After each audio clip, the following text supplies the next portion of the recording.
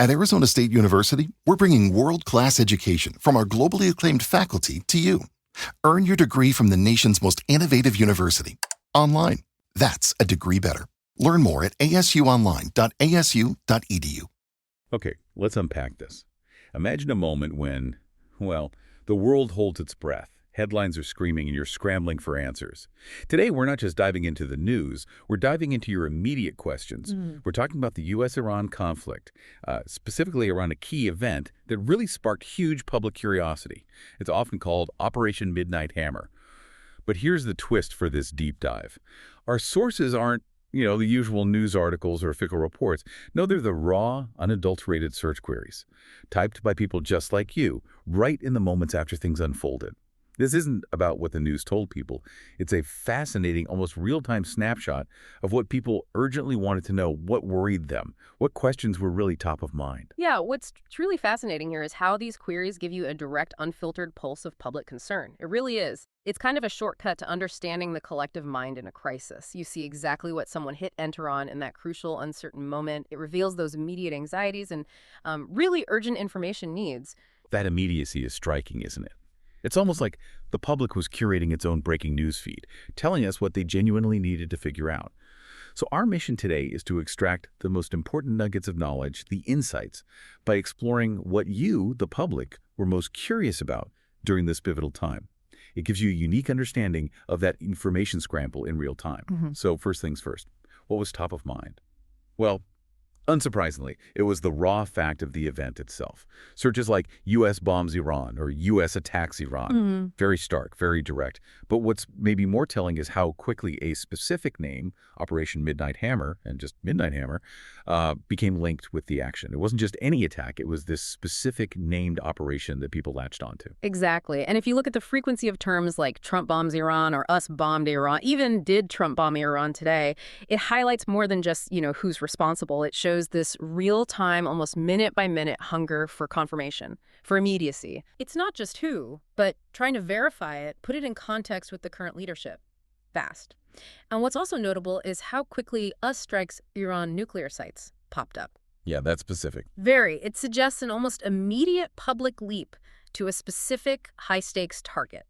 It really reflects those underlying worries about Iran's capabilities. Which, well, that brings us very quickly to the why and the who.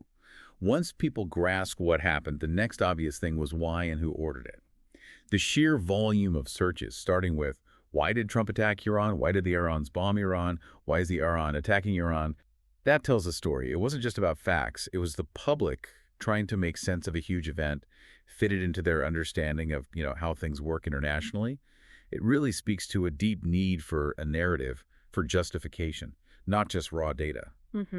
And in trying to get that why, people naturally looked at the central figures, the dominant searches for Trump, Donald Trump, President Trump. It clearly shows an intense, immediate focus on the commander-in-chief, the ultimate decision-maker in their eyes. Makes sense. And similarly, you saw terms like Pentagon, White House, and CENTCOM appearing often.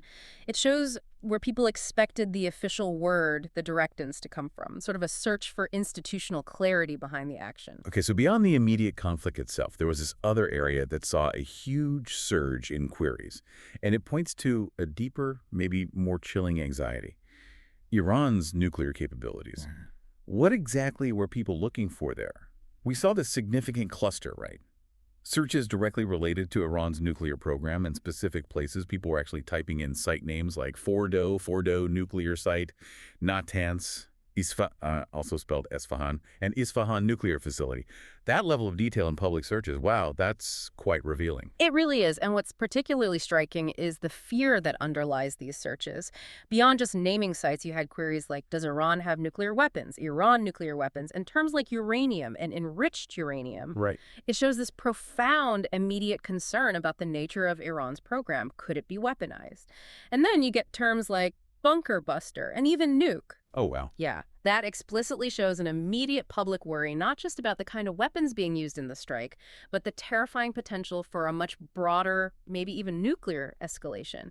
People's minds immediately went to, well, worst-case scenarios. That specter of escalation. Yeah. It brings us right to the profound war fears that clearly grip the public. These were some of those anxious questions we saw. Things like, are we at war? Is America at war? And the really alarming ones, WW3, World War III, has WW3 started? I mean, these aren't just casual questions. They show deep, immediate public anxiety about a huge global conflict kicking off. And specific to this situation, is the us going to war with Iran, and will the us go to war with Iran? And it wasn't just a general fear about war starting. It quickly broadened out to, okay, what about retaliation from Iran itself? Yeah, a response. Exactly. Queries like Iran response to us strikes, what will Iran do now, how will Iran respond, and will Iran retaliate against us? This shows a clear public focus on the immediate aftermath. What comes next? It's not just vague worry. It's like people were actively trying to calculate the risk of a dangerous tit for tat.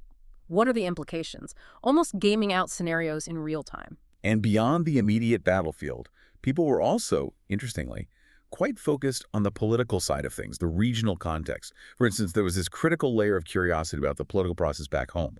Questions like, did Trump get congressional approval to bomb Iran? And did Trump need congressional approval to strike Iran? That reveals public interest not just in what happened, but in the legality, the checks and balances, accountability, even in a crisis. Right. And that concern about process and accountability, it quickly expanded to the bigger picture, the global chessboard of alliances. Searches for Iran allies. Who are Iran's allies? What countries support Iran? And these weren't just like trivia questions. No. They signal an underlying calculation of potential escalation paths. Who else might get dragged into this? It's that immediate mental mapping of a crisis going from just two countries to potentially many more. It reflects this awareness of how interconnected things are. And zooming out even further, the frequent appearance of Israel alongside Iran in searches, including things like Iran-Israel war, why is Iran attacking Israel, even who started the Iran-Israel war. That powerfully shows how deeply intertwined those regional tensions are in the public mind. Even when the trigger event wasn't directly about Israel, it immediately came up. Fascinating how those connections are made so quickly. So finally, let's look at the voices and sources. Who was the public actually trying to listen to for updates? People were actively tracking things like Trump addressed the nation, Trump speech today, Trump live, Trump press conference, even Truth Social, or Donald Trump Truth Social came up. Looking for those official statements, updates directly from the president. It shows a desire to hear it straight from the top, prioritizing that direct communication from leadership. Absolutely. And beyond just the official channels, the way specific individuals' names kept popping up in searches, it indicates they were seen as prominent voices. Commentators, officials, maybe perceived sources of reliable information during the event.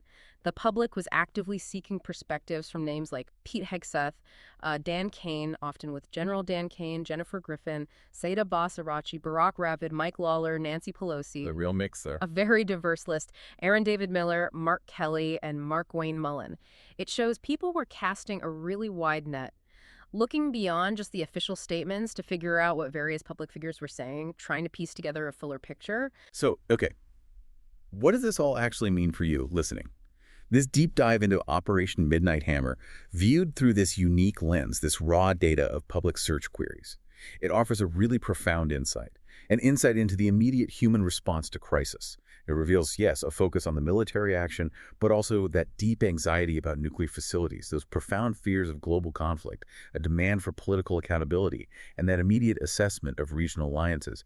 And all of this was happening alongside this keen, real-time interest in official communications and expert commentary. Yeah, if we connect this to the bigger picture, this kind of analysis gives us a unique, unfiltered window. A window into the immediate landscape of public information needs, public anxieties, during a really high-stakes international incident. It's not about what the media decided to cover, but what the public actively sought out. And that offers, I think, a unique measure of collective concern, and just how quickly these complex geopolitical events cascade into very personal anxieties. So for you, our listener, here's something to think about. Consider what your first search queries would be if a major international conflict suddenly erupted tomorrow. What does that tell you about the information you prioritize, about the questions you immediately need answered, and maybe how quickly public perception starts to take shape in a fast-moving, uncertain world?